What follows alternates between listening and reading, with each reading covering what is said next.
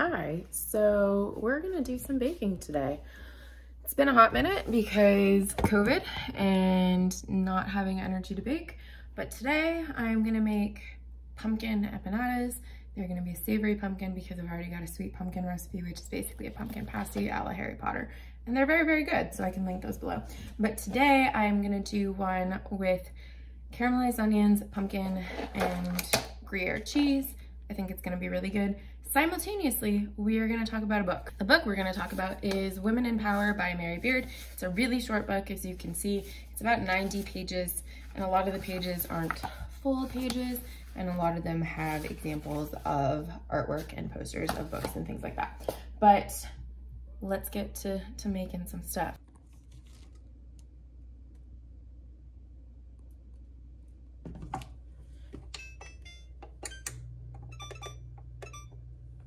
So the reason that I want to talk about Mary Beard is twofold, because I love Mary Beard. I have talked about her on different streams before in terms of mentioning authors that discuss Roman history and do it in a really great way. Mary Beard is a classicist, meaning that she is a trained academic who deals with the classical period. The classical period, often, I think, for book readers, we might think of classics in the sense of like Little Women or Pride and Prejudice or stuff like that. But classics is actually a period of time where it's antiquity. And primarily classical history is the Romans and the Greeks, and Egypt gets put into its own category of Egyptology. And then we also have Near Eastern studies that discuss places like ancient Mesopotamia and the Assyrians, the Sumerians. So there's different groups that one could study. But with this book is based off of some speeches and lectures that Mary Beard gave a couple of years ago. And I really love her. She did a series on the BBC called Meet the Romans several years ago. And she does pretty much everything to do with Roman life. So she's covered a wide array of topics. One of my favorites is a book of hers called The Roman Triumph. It's so good if you're interested in that type of thing. And then in this book, as it's titled, Women in Power, we look back on the relevance of Roman and Greek influence over the feminine voice. And what I mean by the feminine voice is the feminine voice in literature, and then also the feminine voice in our actual everyday life. And she discusses that in terms of women finding their place outside of the home and in more typically categorized male professions.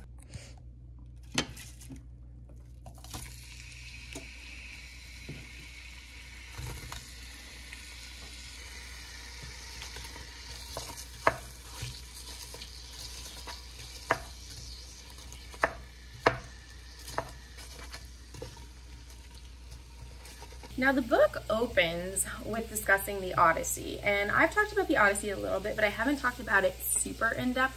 But the Odyssey is a book in now its form, but originally the Odyssey was an epic play that was performed. It was actually sung over the course of many, many days, and it was one of the two major Homeric epics to survive to modernity. We know that there are several that were written. We just don't know what happened to them. Unfortunately, they're lost to time. But in the Odyssey, we have the story of Odysseus making his way home from the Trojan War, but simultaneously, we also have the story of what's happening on the island of Ithaca, which is Odysseus's home. So the Trojan War took 10 years, and when Odysseus left, he had a bride. Her name was Penelope, and they had a son named Telemachus. And our story also shows how Penelope has been trying to survive without her husband for the last 10 years because she's in a position of power, in a position of authority, and people want to be in charge of Ithaca and are desperately trying to marry her. And she has been trying to keep off suitors for the last 10 years. And Girlfriend's doing an excellent job. But this story begins with discussing the silencing of women. And the example that Miss Mary Beard gives us is when Penelope is upstairs and she comes downstairs where her son is. So according to Mary Beard, but the Odyssey is just as much the story of Telemachus, the son of Odysseus and Penelope. It is the story of his growing up and how over the course of the poem he matures from boy to man. That process starts in the first book of the poem when Penelope comes down the hall from her private quarters into the great hall of the palace to find a bard performing to throngs of her suitors. These are the men that are all wanting to marry her. And he is singing about the difficulties the Greek heroes are having in reaching home. She isn't amused, and in front of everyone, she asks him to choose another happier song, at which point young Telemachus intervenes. Mother, he says, go back up to your quarters and take up your own work, the loom and the distaff. Speech will be the business of men, all men, and of me most of all, for mine is the power of this household. And she goes back upstairs. Despite plays having both male and female characters in them, they were predominantly written for men. And this is not necessarily a play that it's based off of. It's an epic poem, as I've said. But it's important to note that the classified good Athenian woman is one that stayed in her house. She didn't vocalize opinions. She did just her looming, and that was pretty much it, in addition to creating more citizens of Athens. And Athens was basically our role model for everywhere else in ancient Greece at the time, which was Hellas, not Greece, because Greece didn't exist yet. Now, Greece in most ways was the standard for ancient Rome. Romans like to copy a lot of the things that the Greeks did, and that was not any different when it came to how women presented themselves, especially in a public setting or forum.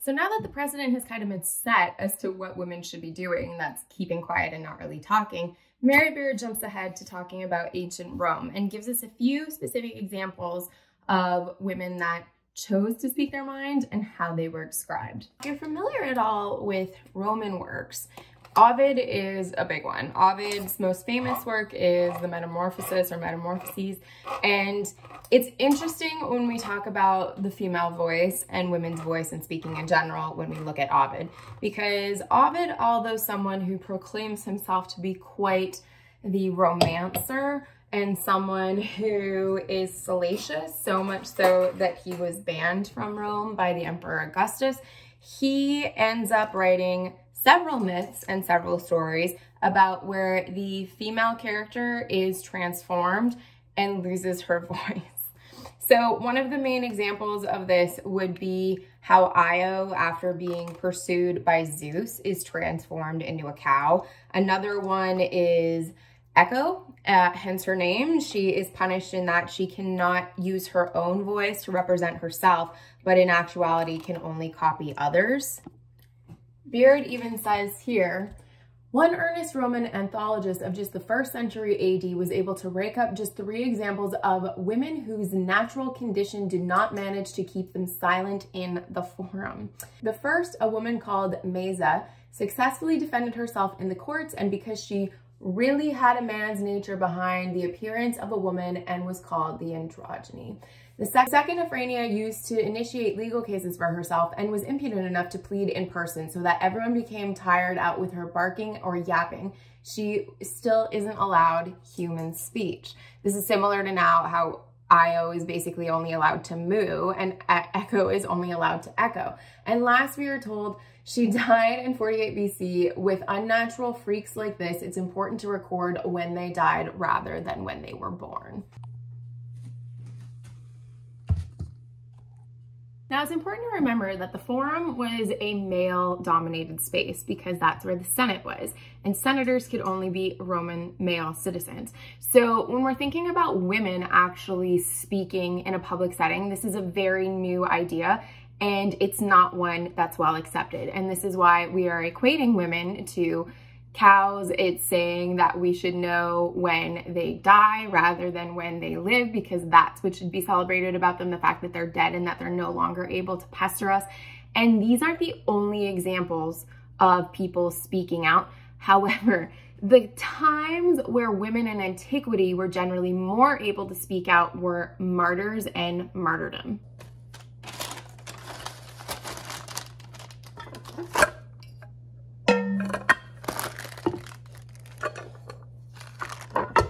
It even goes on to say, there are only two main exceptions in the classical world to this abomination of women's public speaking. First, women are allowed to speak out as victims and as martyrs, usually to preface their own death. This is really when we're starting to talk about how Christian influence is starting to make its way into Rome.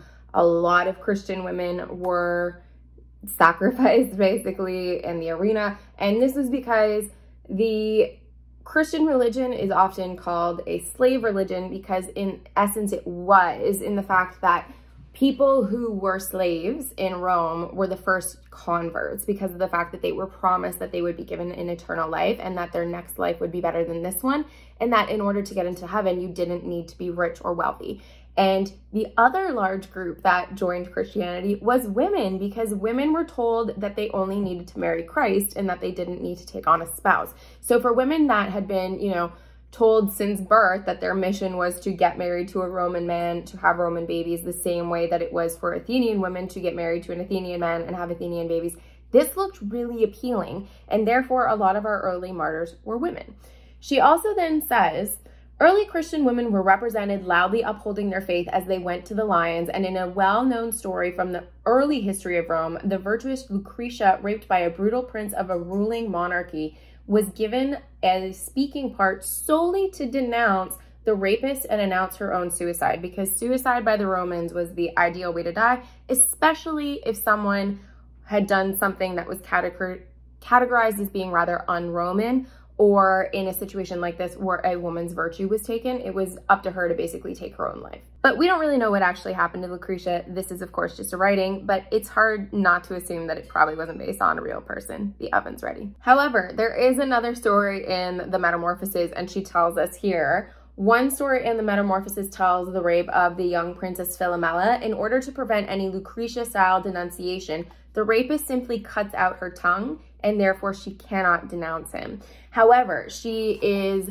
able to loom and weave, as we've established is a respectable female trait from Penelope in our Odyssey, and she is able to weave a story in a tapestry that depicts her rape and is able to name her rapist. Shakespeare later took upon himself to kind of reinvent this story in Titus Andronicus, and instead of just having the character's tongue cut out, her hands are also cut off as well. So we can see that in history, there is a precedent for the female voice to be squandered, and we can see that it is then also reflective of a lot of our stories that then come later or plays. Now, of course, this book deals with Western civilization, because we were talking about ancient Greece, ancient Rome, and as the book moves on, we start to discuss how that looks for our modern day West. And we kind of shift the focus on the political spectrum, because up until the last 50 years or so,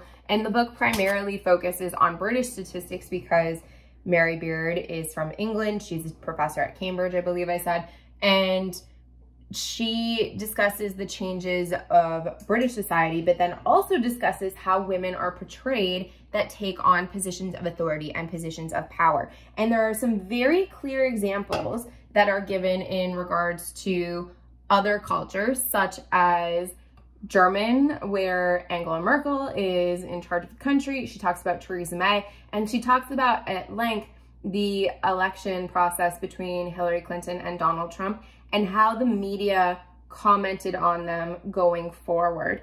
And it's interesting in the ways that they are depicted, and there is a lot of art to exemplify this, and none of it is particularly flattering.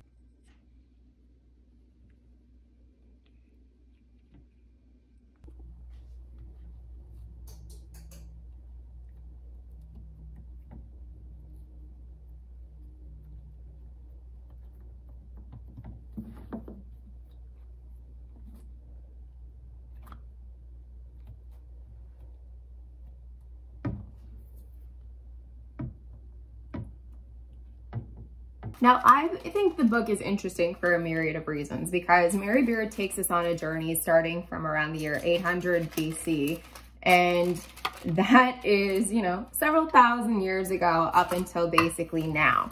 And the book was published a few years ago. I had read part of it a few years back. I got distracted and finally came back to it, and I'm happy I did, because it's one of those stories that the narrative is a message that is inherently important for women, and it's important, I believe, for us to be sharing it with the next generation of children, because the overarching theme of the story is, look what happens when women are stifled and cannot use their voice, and look what happens when women can use their voice.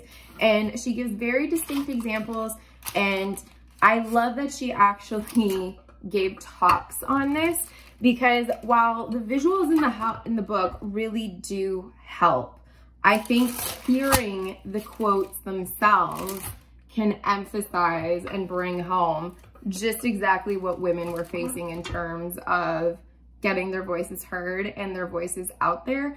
And this is something that women continue to struggle with on a regular basis. A lot of female booktubers have mentioned the fact that they get way more hate for saying the same things than men do. And one of the things that she really dives into in the latter half of the book, and it's something that was acknowledged by our female orator in the forum, basically, that she was described as being rather manly, that women in politics for many, many years have taken on almost a more masculine presence, in that we have the invention of the pantsuit. She talks about how, despite Athena being a woman in nature, is presented as having very male characteristic and attributes. She's not described as being overly feminine. She was a goddess of war. She wasn't even born from a woman. She was born from the head of Zeus. She didn't need women to survive. And even though we have these stories of women who are supposed to be virtuous, in reality, they've been given all of these masculine attributes. And it's just sad to see that it's been thousands of years and we're still sort of coping with a lot of the same problems and same issues.